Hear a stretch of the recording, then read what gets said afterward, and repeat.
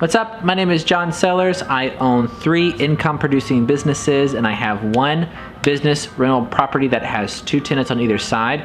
The reason I tell you all of this is I'm going to tell you how going from working at Dunkin' Donuts, working my life away, selling donuts and coffee, to owning my own business, to now owning 3 businesses and having a rental property, all to quit my 9-to-5. Here's how to quit your 9-to-5. Okay. The first step into quitting your 9-to-5 is to get a second 9-to-5, perhaps a 5 to 1 a.m. job, working second shifts and third shifts as much as you possibly can. That's the first step. You got to increase all the money that you possibly can, working on your side hustle, working on a second or third job to save up a big chunk of money. The second thing you got to do is to figure out how much your daily budget is. I kind of subscribe to Dave Ramsey stuff. It sounds like super religious, like cult-like his following is. If you like him, that's awesome. I like a lot of what he says as well. That Every Dollar Counts app, that's super cool. Make your budget on that. Cut it down as much as you can. Do you need Netflix, HBO, and Cinemax? Maybe to Netflix, maybe not the others. So limit your expenses as much as possible. Figure out what you're spending. Most people have no idea how much money that they're spending at all.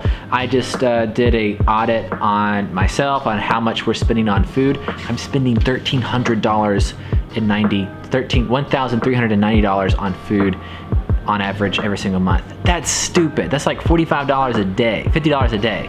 That's crazy. I could be making some like rice and beans, eating at the house, cut that down dramatically to $800. Boom, I got an extra, how many other dollars that is to put towards an investment. So the second step is to get a control of your budget. You gotta figure out how much money you're spending. The easiest way to do it, get that app, write down everything, and track it, everything. It is so loud. They're building a library across the street from me, and there's these trucks. There he is. He's making an enormous amount of noise. Holy crap. I think one of the biggest things, third thing perhaps, is evaluating why you're wanting to quit. If you're wanting to quit just because you don't like the workload, well, that's not a real reason. If you want to quit because you want to do something else that you're super passionate about, that's not a reason to quit either. If you want to quit because you're not making enough money, that's not a good reason. Most people want to quit their job because they're super lazy. I'll say that. People don't want to work. Do you know how many people that I have fired at our freaking coffee shop because no one wants to work? It's over 100 people that have come to work for this little bitty business in Martin, Tennessee that have not worked out because they did not like washing dishes. Quick example, not to go down a rabbit hole. This one girl interviewed, did pretty well. First trial day, we have 2 trial days in our coffee shop to see if you work out, so you're not officially added to the hours and get like an apron and everything. The first trial day, I said, okay, go wash all those dishes. She looked at me and held up her nails and says, but I just got my nails done. I was like, you gotta wash dishes at a coffee shop because what we serve coffee in are cups and plates and bakery stuff, so you gotta wash the dishes. She washed part of the dishes and said, I quit. Maybe that's an extreme example, but that's happened 4 times to me. Maybe it's a problem with the way that I'm interviewing people and having them come into the shop. My point being is most people want to quit their job because they simply don't want to work. And if you really don't want to work for somebody else, you have to work double time for other people to be able to save enough money to passively make income so you can be free from the 9-to-5. So I think, going back to the first point, is to triple down on your workload to increase all the money that's coming in.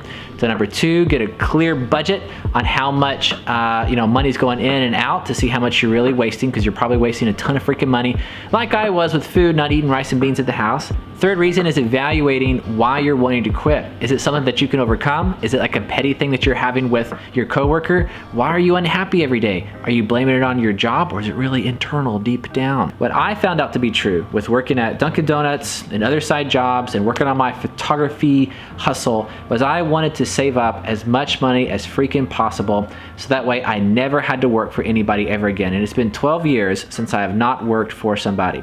Well, I mean, that's not super true. You work for clients all the time, but no one demanding my hours, which is not really true either, because if you got a job, then you have to work inside of a certain parameter with deadlines. There is no escaping the 9-to-5.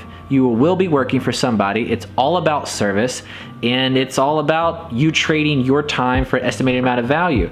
I love being able to say I'm worth $1,000 an hour. I'm not, but being able to have that ability to say that, and someone looking at your work saying, yeah, I can charge that or not. The reality is your whole life, if you're going to be in the service business or investment or real estate or whatever you got, you are going to be working for freaking people. And those people will dictate your time, and there's always going to be someone over you. I love the freedom of being able to wake up at 10 o'clock versus 8 o'clock or whatever, but the reality is there is no more freedom. There's more bondage in not having a 9 to 5. In fact, there's so much stress beyond you controlling every dime that comes into your pocket that it becomes more stressful inside of everyday life. It's less stressful having a 9 to 5. Does that make sense?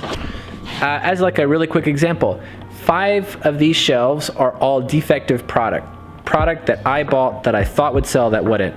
I bought certain cups that I thought would be really cool for milkshakes, but I never did milkshakes. I bought these really big beer mugs because I thought that I was going to do a monster macchiato and it was going to have like 12 shots of espresso. Turns out that's a hazard. That's a cardiovascular hazard for your heart to consume so much caffeine. It wasn't legal to sell that.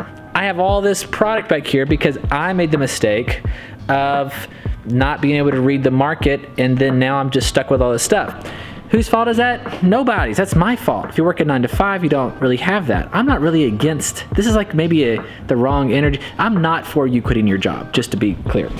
So Tanya, I'm talking about quitting your 9 to 5.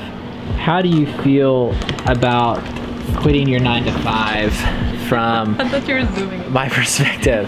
I think people should keep their jobs, right? Do you have any advice? Quitting 9 to 5? Yeah. Why do people feel like they need to quit their 9 to 5? I mean, you're putting me on spot. Hang on. So Tanya's leaving me in 70 days to go do her own thing, Why but do you she do that? will complete 4 years of working with me. And I've been an amazing boss, and she just doesn't about the 9 to 5. I mean, I'm actually about 9 to 6. Like, I'm actually kidding. This is going nowhere. Tanya made a good point off camera that I didn't want to record her saying, but she said that she's not quitting the 9 to 5, but she's getting a 9 to 5 somewhere else. So I guess this whole video started off with, you know, saying how to quit your 9 to 5, but I don't think that you should. You should keep your 9 to 5. You can keep your 9 to 5, but then also do more. Like, I feel like that's exhausting, but that's kind of how you get ahead. Yeah, and I also think that that's the dues that you have to pay. What'd you call? The dues that you have to pay is what I was saying. Do you agree with that? I was saying, why do you think that you're so good that you can quit your job and just do your craft? You have to prove that. Yeah, I mean, but I feel like if the 9 to 5 is what it takes to get to where you do the job that you want, like you can do your 9 to 5 first, and then on the side you do your thing, and then when you get there you're like, okay, now I'm gonna do my own stuff. Yeah, like for instance, when I was in college, having 3 jobs, 3 9 to 5s, doesn't make any sense. How do you do? I saved all my money and then bought a camera and then started doing it on my side hustle. I hate that she laughs so much at me. I don't think anyone thinks anything is as funny as you think everything is. Okay, like you're going to miss that. Like, you understand I'm such a good audience to you. What are you doing? I'm trying to zoom in. What is this filmmaker? It's like a left. I'm a full. Abstract? Hey, yeah, kind of like tilt the head a little bit.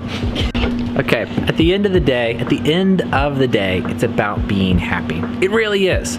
And you should not listen to other people ragging on 9 to 5 jobs just because you're not being an entrepreneur and crushing it and hustling. That determines your own happiness. When you say that, Tanya? Yeah. There's this overemphasis on this entrepreneurial hype that's a bubble that will pop because people are not built to be freaking entrepreneurs. And I don't want to be called an entrepreneur. I don't want to be called that because it's not as cool as that. My name is John, and this vlog is over. I'll see you tomorrow.